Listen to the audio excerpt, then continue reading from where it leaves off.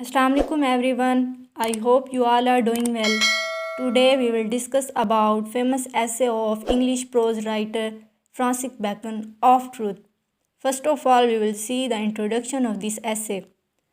Of truth bacon का ये ऐसे सच्चाई से मुतल्लिक है। उसके नज़दीक सच दो किस्म के होते हैं। पहला सच ऑब्जेक्टिव ट्रूथ और दूसरा सच सब्जेक्टिव ट्रूथ है, और यही ट्रूथ हमारी सोशल लाइफ का हिस्सा है।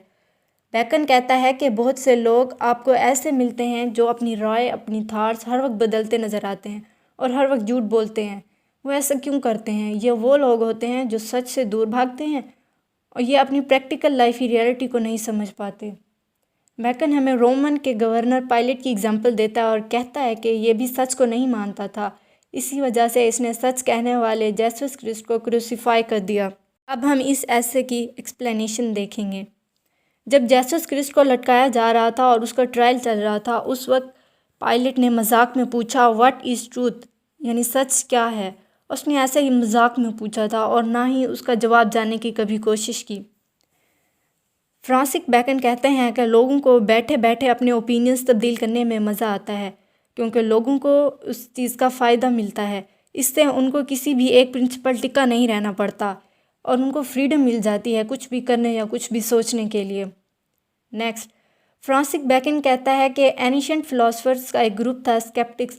वो हर बात में ट्रुथ की वैलिडिटी को निकालते थे। उनके लिए फ्रांसिस बैकन कहते हैं कि ये फ़िलासफ़र तो गुजर चुके हैं, लेकिन इनके जो प्रिंसिपल्स थे उनको फॉलो करने वाले बहुत सारे फॉलोअर बन गए हैं। उनके स्ट्रॉन्ग आर्गूमेंट्स और जोश को देखकर ही यही लोग उनको फॉलो करते थे और उनके आइडियाज़ को सपोर्ट करते थे। तो फ्रांसिस बैकन कहते हैं कि उनमें वो खून नहीं है जो उनके एनिशेंट में था। यहाँ पर फ्रांसिस बैकन कहते हैं कि सच लोगों को क्यों पसंद नहीं आता, इसलिए नहीं कि सच को ढूंढने में मेहनत होती है, लेकिन सच जब एक बार मिल जाता है तो इंसान के दिमाग के अंदर फ्रीडम छिन जाती है और रुकावट आ जाती है, इसलिए इंसान सच्चाई के ख़िलाफ़ होता है।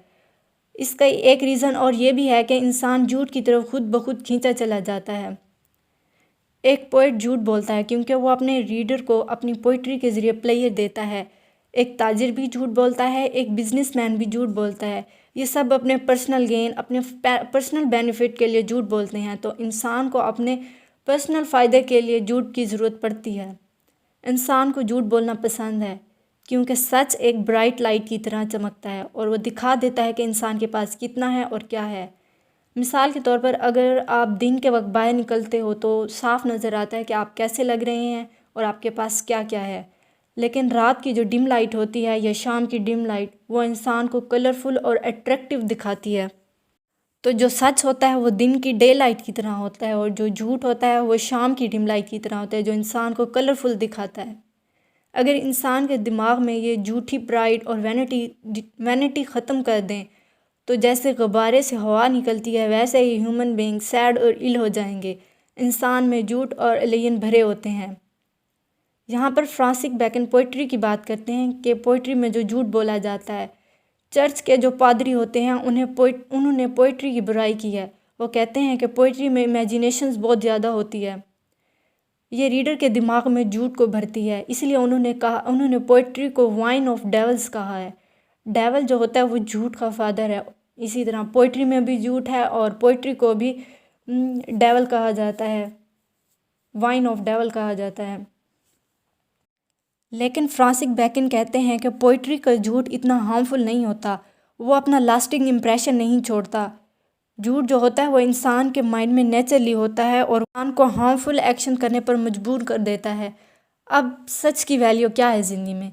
फ्रांसिस बैकन कहते हैं कि सच की वैल्यू सिर्फ उन्हीं लोगों को पता होती है जिन्होंने सच को समझा हो या एक्सपीरियंस किया हो। अगर इंसान की ज़िंदगी में, उसकी नेचर में सबसे बेहतर जो क्वालिटी है वो है सच की नॉलेज। यहाँ पर फ्रांसिस बैकन कहते हैं कि गॉड ने सबसे पहले सेंसेस की लाइट को बनाया जो आंखों से देखी जा सकती है, और फिर इसी से लाइट ऑफ रीज़न बनाई ताकि इंसान समझदार बने, उसमें रैशनल फैकल्टी आए। जब गॉड ने ह्यूमन काइंड की क्रिएशन कंप्लीट कर ली तो उसमें लाइट ऑफ स्पिरिट डाल दी। एक स्कूल ऑफ फिलॉसफी था, उसने कहा जिसको भी सच का रियलाइजेशन होता है उससे ग्रेट प्लेयर उस इंसान के लिए कुछ और नहीं होता। सच की ऊंचाई को जीता नहीं जा सकता, उस ऊंचाई पर सुकून है। اگر تم اس اونچائی پر تم پہنچ جاتے ہو تو تم انسان کی غلطیوں کو سروے کر سکتے ہو کہ لوگ کس طرح کی غلطیاں کر رہے ہیں جھوٹ بول کر، اور کس طرح اپنے ٹرائل کے نزدیک جا رہے ہیں۔ لیکن یہ سروے کرتے ہوئے ہمیں گھمنڈ نہیں کرنا چاہیے، بلکہ جو لوگ غلطیاں کر رہے ہیں ان کے لیے پیٹی ہونا چاہیے۔ اگر اس زمین پر جنت والی زندگی جینی ہے تو 3 کام کرنے چاہیے۔ فرسٹ ون، چیریٹی سے پیار، سیکنڈ ون، گاڈ پر بلیو، اور تھرڈ ون، سچ کے لیے طاقت۔ اب ایک عام زندگی میں سچ کا کیا کردار ہے؟ صرف تھیولوجیکل اور فلاسفیکل فیلڈ میں ہی سچ کا رول نہیں ہے، بلکہ ڈے ٹو ڈے لائف میں بھی سچ کا اچھا خاصا کردار ہوتا ہے، ایون ان کے لیے بھی جن کا سچ سے کوئی لینا دینا نہیں ہوتا۔ سچ اور جھوٹ کا مکسچر ہمیں جیتنے میں مدد دیتا ہے، جیسے الوائے، کوئی میٹل جیسے گولڈ۔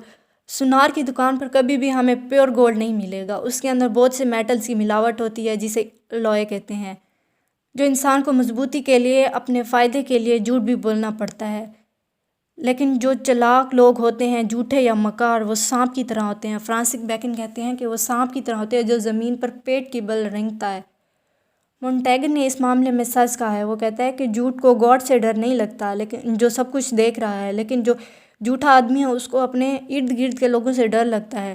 یہاں پر ایک آخری لائن ہے کہ جھوٹ کا بھی اس وقت تک بول بالا ہوتا ہے جب تک گاڈ مین کائنڈ کا ججمنٹ نہیں کر دیتا، اور گاڈ ایک دن ججمنٹ ڈے سب کو اپنے پاس بلا لے گا۔